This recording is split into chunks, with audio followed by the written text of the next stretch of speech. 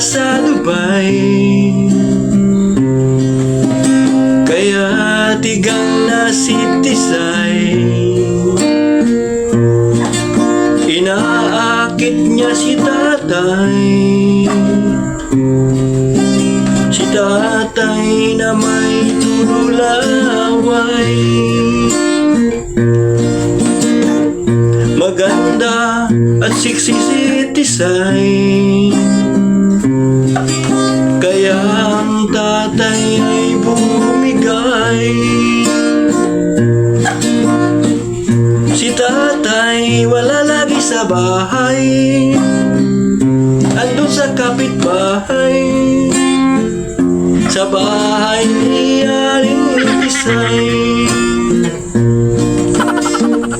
Si tatay umuwi ng lupaypay,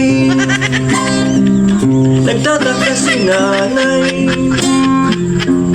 wala na ang brief ni tatay. Pagdating ng umaga,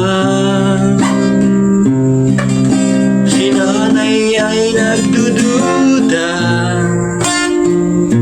Si tatay ay sinundan niya.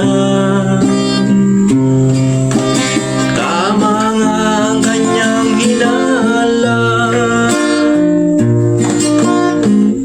Si tatay wala na naman sa bahay, andun sa kapitbahay, sa bahay ni Aling Tisay.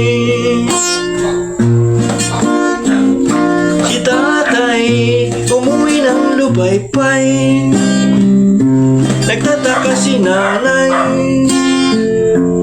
panty na ang suot ni tatay. Kitang-kita ng dalawa niyang mata, si tatay ay nakahiga.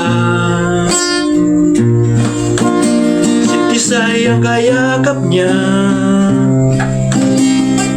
hubot-hubad silang dalawa.